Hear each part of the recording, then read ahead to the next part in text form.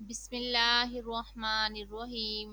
شروع اللہ کے نام سے جو بڑا مہربان نہایت رحم والا ہے۔ ابن سعد میں ہے کہ ایک موقع پر خود حضرت علی رضی اللہ تعالیٰ عنہ نے اس کا اظہار فرمایا کہ میں ہر آیت کے متعلق بتا سکتا ہوں کہ یہ کہاں اور کیوں اور کس کے حق میں نازل ہوئی۔ چنانچہ حضرت علی رضی اللہ تعالیٰ عنہ کا شمار مفسرین کے اعلیٰ طبقہ میں ہے، اور صحابہ میں حضرت عباس رضی اللہ تعالیٰ عنہ کے سوا اس کمال میں آپ کا کوئی شریک نہیں۔ چنانچہ ان تمام تفسیروں میں فن کا مدار روایتوں پر ہے، مثلا ابن جریر طبری، ابن ابی حاتم، ابن کثیر وغیرہ میں بکثرت آپ کی روایت سے آیات کی تفسیریں منقول ہیں۔ ابن سعد میں ہے کہ آپ نے حضرت محمد صلی اللہ علیہ وآلہ وسلم کی وفات کے 6 مہینے تک جو گوشہ نشینی اختیار کی، اس میں آپ نے قرآن مجید کی تمام صورتوں کو نزول کی ترتیب سے مرتب کیا تھا۔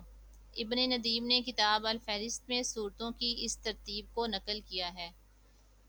جناب حضرت علی مرتضیٰ نے بچپن سے لے کر وفات نبوی صلی اللہ علیہ وآلہ وسلم تک 30 سال حضرت صلی اللہ علیہ وآلہ وسلم کی خدمت و رفاقت میں بسر کیے۔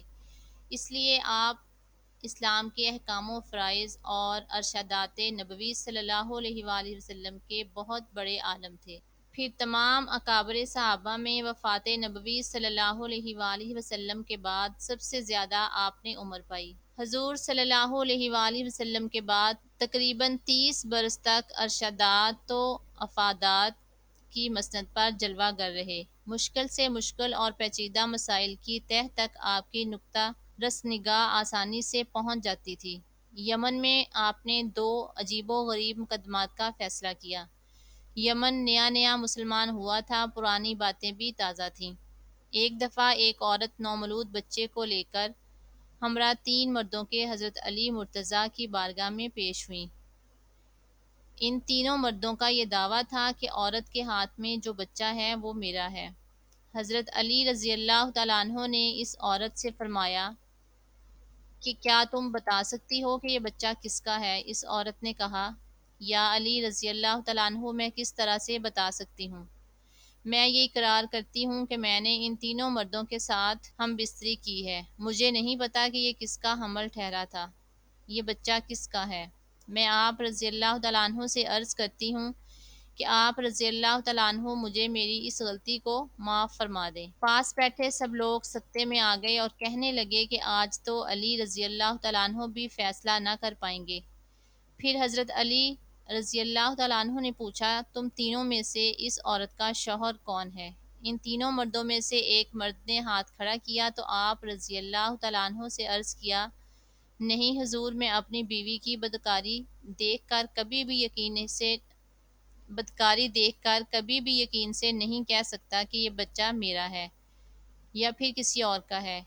وہاں بہت سے لوگ بیٹھے ہوئے تھے، وہ اس بات کو سوچ رہے تھے کہ یہ بہت ہی پیچیدہ مسئلہ ہے، اس کا حل کس طرح سے ہوگا۔ وہاں مشرکین بھی بے شمار جمع تھے۔ مشرکین کہنے لگے کہ آج حضرت علی رضی اللہ تعالیٰ عنہ کوئی فیصلہ نہیں کر پائیں گے۔ حضرت علی رضی اللہ تعالیٰ عنہ کچھ دیر چپ رہے۔ اس کے بعد حضرت علی رضی اللہ تعالیٰ عنہ نے قرعہ ڈالا اور فرمایا کہ میں اب قرعہ ڈالتا ہوں، جس کے نام پر قرعہ نکلے گا بچہ اس کا ہوگا۔ حضرت علی رضی اللہ تعالیٰ عنہ نے 3 ٹکڑے کاغذ کے لیے اور تینوں پر ایک ایک مرد کا نام لکھ دیا۔ پھر اس میں چھپا کر سامنے کیا گیا۔ ایسا کئی بار کیا گیا۔ جب بھی قرعہ نکلتا تو ایک ہی مرد کے نام کا قرعہ نکلتا تھا۔ جس کے نام سے اس لڑکے کا قرعہ نکلا، اس مرد کو اس لڑکے کا باپ تصور کیا گیا۔ لڑکے کو غلام سمجھ کر اس کی قیمت لگائی گئی۔ قیمت کے 3 حصے کیے گئے۔ جس کے حصے میں قرعہ نکلا تھا، اس شخص سے اس قیمت کے 2 حصے وصول کر کے باقی دونوں مردوں کو دے دیے گئے۔ جب یہ بات حضرت محمد صلی اللہ علیہ وآلہ وسلم تک پہنچی تو حضرت محمد صلی اللہ علیہ وآلہ وسلم نے بھی فرمایا کہ اگر یہ مسئلہ میرے پاس آتا تو میں بھی اس مسئلے کا حل اسی طرح کرتا جس طرح حضرت علی نے مسئلہ حل کیا ہے۔ ایک روایت میں اس طرح سے بیان کیا گیا ہے کہ حضرت عمر فاروق رضی اللہ تعالیٰ عنہ کے زمانے میں قدامہ بن مظعون نے شراب پی تو حضرت عمر رضی اللہ تعالیٰ عنہ نے ان پر حد جاری کرنے کا حکم دیا۔